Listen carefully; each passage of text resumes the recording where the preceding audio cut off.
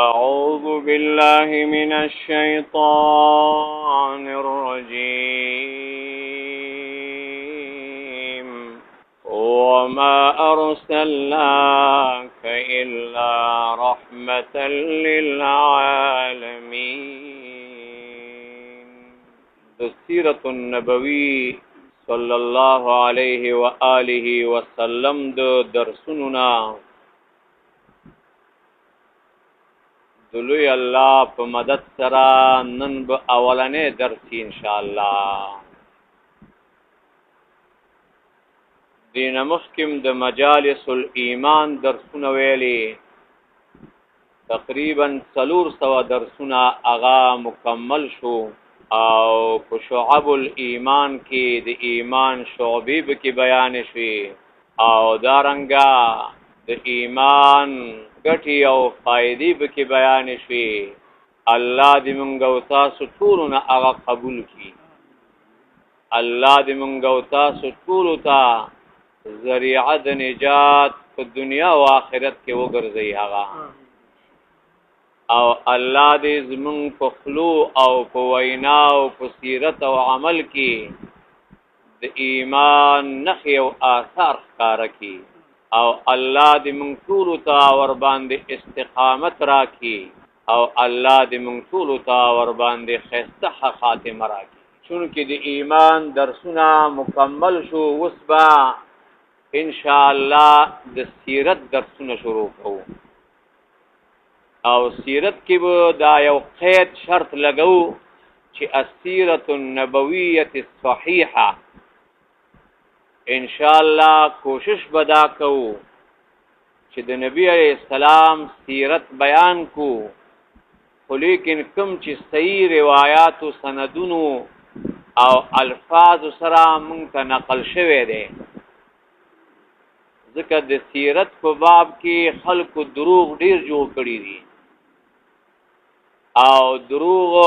او اضافي خبرې منګړت خبرې خلکو ډیر پکې نه ایستي د سیرت او د تاریخ په کتابونو کې. دیو جنا په دې باب کې ډیر تحقیق وکړ دی او محققین او علماو هغه سیرتونه به ذکر کړي کوم چې د الله نبی مبارک کې صحیح سند سره نقل دي او هغه ځینې شیان د سیرت په باب کې ډیر مشهور دي، شهرت لري، خلق ټول یقین کوي چې دا به صحیح، خو لیکن دا ضعیف روایتونه دي، تحقیق نه دی کړی خلکو او چې څه مخې تراغلي نو هغه ټول ویل شوي دي الا ماشاء الله الا ماشاء الله. دیو جنا اول دا خبره کول غواړو چې سیرت څه ته وایي. سیرت طریقې او سلوک او منهج ته وایي او سیرت النبوی مراد زمونږ د نبی علیه السلام د ژوند مبارک ټول حالتونه دي، کوم وخت نه چې دنیا ته راغلی دی د ولادت د ورځې نه او د وفات ورځې پورې، د ولادت د ورځې نه د وفات ورځې پورې څومره چې زمونږ د نبی علیه السلام حالات دي او احوال دي چې کله پیدا شو او څنګه وشو او څنګه او یتیم پاتې شو او چاته پاتې شو او چای سرپرستی وکړه او به ځوان شو او څه وکړو، ځوانۍ نه وروسته څه کارونه کول او پیغمبرین مخکې څه کارونه وکړو، څه صفات یو او چې نبوت ورته ملاو شو او پیغمبرین وروسته چې کوم حالات یو د الله د نبی دغه ټول حالات ته کوم ورځې پورې چې نبی علیہ السلام سترګې مبارکې د دې دنیا نه پټې شوې چې کله غوړېدلې دي او کله پټې شوې دې مینس کې دغه ټول حالتون ته سیرت د نبی علیہ السلام وي او د نبی علیہ السلام سیرت دې کې امت سب ډېرې ګټې او فائدې دي. د هغه سیرت لوستلو کې او یادولو کې او امت ته ډېرې زیاتې ګټې او فائدې دي او دارنګه د دې سیرت مراجع او کوم ځینه به سیرت زده کوو، کوم ځینه به راخلو مراجع د سیرت چې ورته وی اول لوی کتاب د سیرت د نبی اسلام لپاره قرآن دی. قرآن زمونږ د نبی خپل سیرت بیان کړی دی. لقد جاءکم رسول من انفسکم عزیز علیه ما عنتم حریص علیکم بالمؤمنین رؤوف الرحیم. ګوره څومره خپل سیرت بیان کړی چې داسې نبی راغلی چې مؤمنانو په تاسو ډیر مهربانه دی. دا نبی داسې نبی راغلی دی چې دا نبی ستاسو په مشقت او تکلیف باندې ډیر خفه کیږي. څومره ښکلی سیرت د الله د نبی بیان کړی دی. وما ارسلناک الا رحمتا للعالمین قرآن فرمایي. نبی اسلام په باره کې الله وی مونږ عالم ته رحمت لېږلی، ځان ته مؤمنان نه دي ښودلي بلکې څوک یې ښودلي؟ عالم یعنی کافرو ته زمونږ د نبی اسلام راتلل رحمت دي او د هغه وجود هغوی لپاره رحمت دی. مؤمنان خلاصه کې نو ګوره قرآن څومره ښکلی سیرت بیان کړی د نبی اسلام. نو قرآن اصلي مرجع د سیرت دی. د نبی اسلام حالات بیان کړي. ګوره وَإِذْ غَدَوْتَ مِنْ أَهْلِكَ تُبَوِّئُ الْمُؤْمِنِينَ مَقَاعِدَ لِلْقِتَالِ. د احد واقعي ته اشاره کو د نبی اسلام سیرت ته چې کله ته سحر وختي د خپل اهل د عائشې بیبي د کور نه ووتې او لاړې احد مقام ته لاړې او مؤمنانو ته د مورچلې جوړولې. ګوره سیرت بیان کو قرآن کنه. او اذ همت طائفتان منکم ان تفشلا والله وليهما. نو د سیرت لپاره اصلي مرجع او لوی کتاب هغه قرآن کریم دی. او د نبی اسلام سیرت بیان کړي. د مخکینی امتونو حالات او هغوی سیرتونه بیان کړي دي. د غزواتو حالات بیان کړي د مخکینی امتونو. الف لام میم غلبت الروم فی ادنى الارض وهم من بعد غلبهم سيغلبون. ګوره د فارس او د روم جنگ حالات بیان کړ قرآن کنه. نو ټول سیرت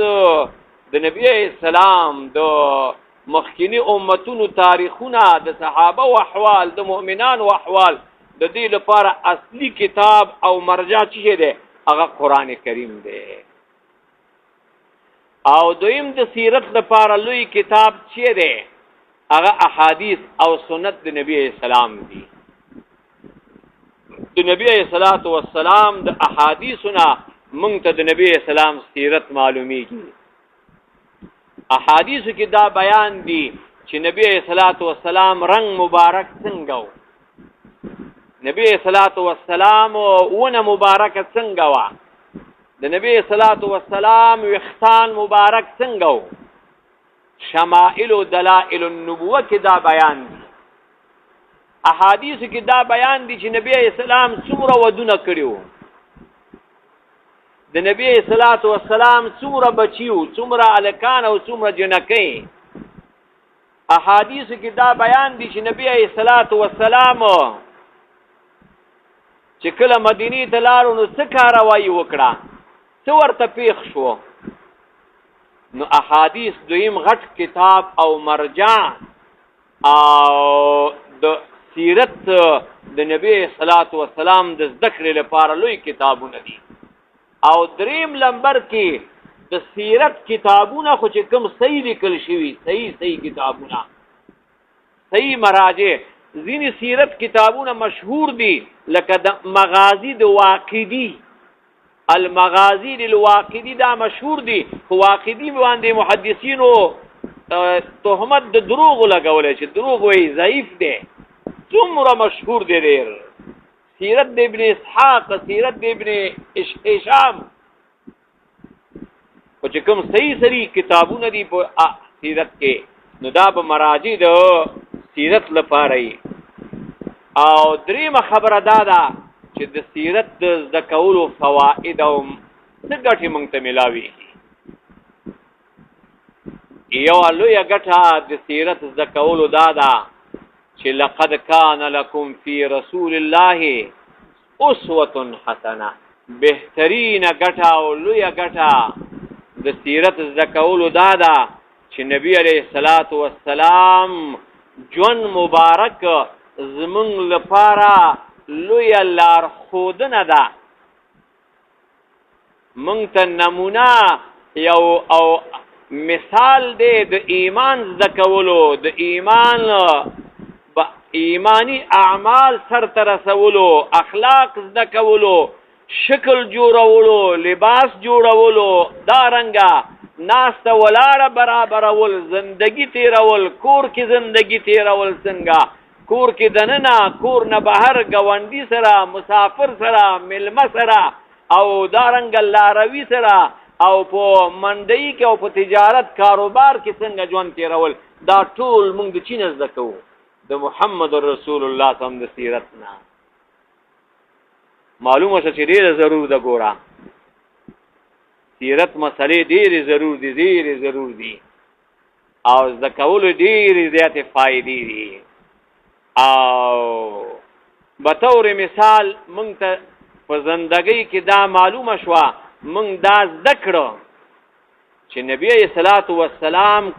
سیرت کې دا زده کړو چې عایشې بیبي نه چا پوښتنه وکړه چې د نبی اسلام کور کې دننه کار څه، کور کې څه کول دننه؟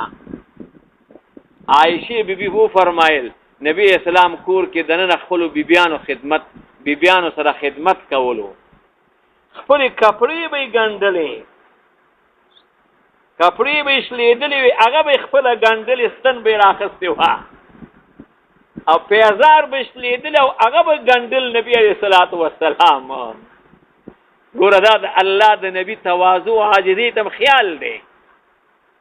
دا سیرت زده کول موږ ته څه وایي چې خپلې بیبي سره مدد کوه، کومک کوه، پښتو مه کوه چې ځان نه دې تربور جوړ کړی د یوې خبرې سره دې ډانګ پسې راخستی او بیا دې اډوکې پکې مات کړي، کور کې دننه زمری او کور نه بهر ګیدړې.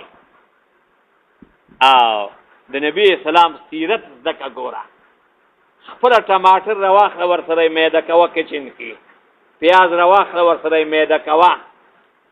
خپله کپړې راواله ورسره یې استري کوه او خپله ماشین له ودرېږه ورسره یې اینځه کپړې.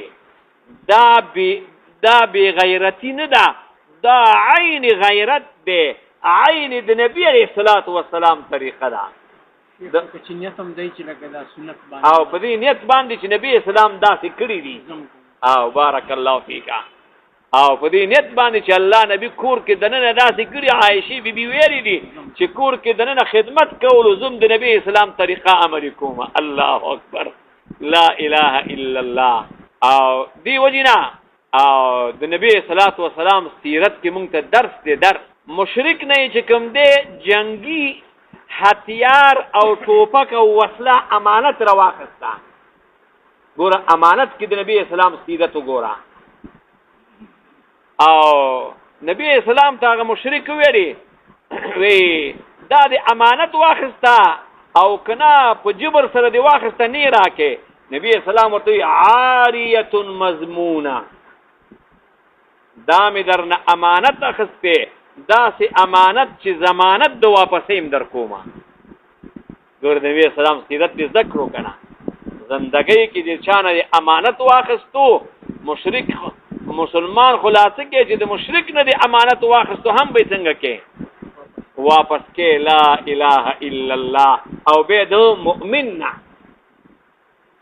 د الله د نبی سیرت د کول کې څومره فائدې دي. ایولو یا فائدہ څه ده چې موږ لپاره په ژوند کې لوی لارښود او چراغ دی په هر ټوله زندګۍ کې. او دویم د نبی اسلام سیرت د کول د قرآن په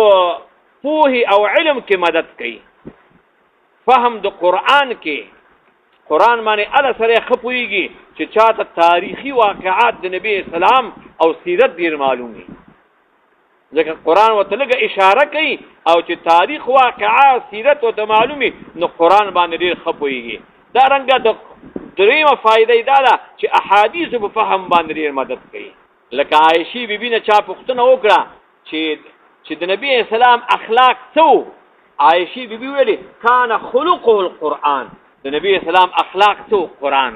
ګوره، د نبی صلوات و سلام اخلاق تو هغه قرآن. نو د سیرت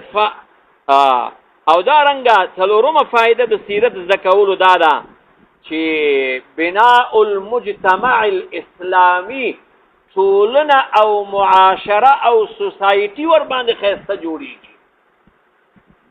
د الله نبی سیرت او طریقه او ژوند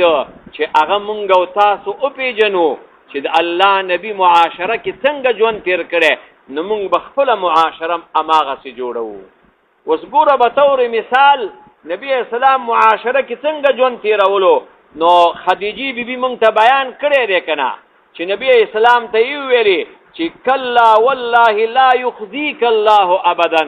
انك لتصل الرحم وتحمل الكلا وتكسب المعدوم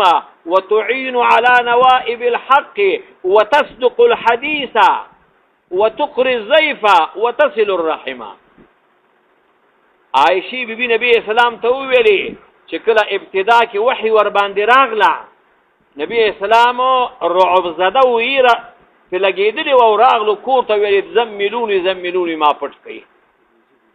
خدیجه بی بی ته ویلي او کله چې نبی اسلام په اطمینان کې شو، نو خدیجه بی بی ورته تسلی ورکوله او ورته وی اس کله خپنه شي الله تا نه شرمنده کوي، الله ستا مدد نه پریدي، بلکې د الله مدد وستا ملګری همیش لپاره الله وستا مدد کوي. ځکه ته په معاشره کې یو بهترین کردار ادا کې لګي، معاشره کې ټولنه کې یو بهترین اثر رسوخ دیستا، هغه دا ده چې تصل الرحم خپلوانو سره خپل ولی پالي. وتحمل الكلا معاشره کې څوک چا باندې بوج ته هغه را پورته کې هغه سره مدد کې. وتكسب المعدوم هغه صفتونه تاکیدي چې معاشره کې خلکو کې نشته خپل صفات. وتعين على نوائب الحق هنګامي او ایمرجنسي حالتونو کې ته معاشره او کور کلی کې خلکو ته رسیدګي کې. نبی اسلام سیرت دا دی ګوره، او دا سیرت د پیغمبرین مخکې داسې و، لا نبوت خو اوس ورته میلاو شو. عائشه بیبي چې دا خبرې ورته کوي د پیغمبرین مخکې حالات ورته بیانوي. صلی الله خدیجه بیبي او دارنګه وتقري الضيف ملمنوت اکرام کې وي، وتصدق الحديث ته سچ او رښتیا خبرې کې. لا اله الا الله لا اله الا الله لا اله الا الله. څومره خوږ نبی الله مونږ ته را لېږلی. یا الله مونږ ته شفاعت نصیب کړي، الله په حوض کوثر باندې ملاقات مونږ ته نصیب کړي. الله رب العالمین مونږ خو ډېر کمزور یو، الله خو په دې ډېر خوشحاله یو الله چې د دې نبي امتیان دې جوړ کړي. والله په دې تا ته ډېر شکرونه دي الله چې د دې نبي امتیان دې جوړ کړي. کنتم خیر امة اخرجت للناس تأمرون بالمعروف وتنهون عن المنكر وتؤمنون بالله. حسان ابن ثابت ذکر ویلی، حسان ابن ثابت شاعر رسول الله صلی الله علیه وسلم ویلی وما فقد الماضون مثل محمد وما فقد الماضون مثل محمد وما مثله حتى القيامة يفقد. حسان شاعر ویلی د نبی اسلام شاعر وی په تیرو امتونو کې تا غوندې انسان نه دی راغلی او د قیامت ورځې پورې به تا غوندې بل انسان را نشي. ته واحد انسان چې الله دنیا ته رالیږلی. لا اله الا الله. نو څلورمه فایده د سیرت زده کولو څه ده چې ټولنه او معاشره او کورنۍ او سوسایټي ور باندې آبادیږي جوړیږي چې کله انسان سم زده کړي هغه. او پنځمه فایده د سیرت څه ده هغه دا ده چې د نبی صلوات و سلام محبت زموږ زړونو کې راځي. الله نبی محبت، الله نبی سره محبت، دومره مینه محبت چې د خپل ځان نه دا خپل ځان نه دی د دین هم هغه سره ډېر محبت دی النبي اولا بالمؤمنین من انفسهم وازواجه امهاتهم پښتانه وی اول ځان دی به جهان دی نه اول محمد رسول الله دی صلی الله علیه و آله وسلم د هغه سره مینه محبت د سیرت د کولو په وجه باندې راځي چې د الله نبی سیرت لکه مخکې مې د خدیجې بیبي خبره ته ذکر کړه د الله نبی حال چې بیانولو او خدیجې بیبي چې کوم حال بیان کړو په دې وجه باندې څومره زمونږ زړونو کې مینه د الله نبی سره راځي څومره زمونږ زړونو کې مینه راځي د الله نبی سره چې الله نبی فرمایي چې کوم شی چې تاسو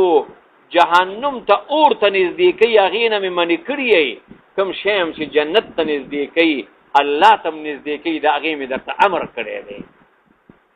څومره محبت موږ زړونو کې راځي چې نبی اسلام وی زما مثال او ستاسو داسې مثال دی لکه چې چا اور بل کړی او د اور د شوپرکان راځي شوپرکې او ځان ور باندې غورځي او ځان سوځي دی اور ته او زه د اور په خوا کې ولارم دا شړمه را شړمه چې اور کې پرې نه وځي الله نبی فرمایي داسې مثال دی چې اور بل شوی دی او تاسو اور کې ځانونه غورځوئ د شوپرکو په شان او زه ستاسو شاوخوا ته ولارم شړمم چې د اور نم الله څنګه کی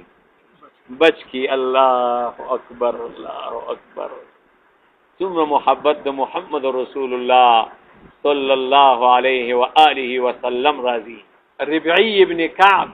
شپې د نبی اسلام خدمت وکړو د تهجد او بې ورته راوړي نبی اسلام ورته وغواړه څه غواړي هغه ویلې اريد مرافقتك فی الجنه الله نبی جنت مغواړم او جنت کې ستا ملګرتیا غواړم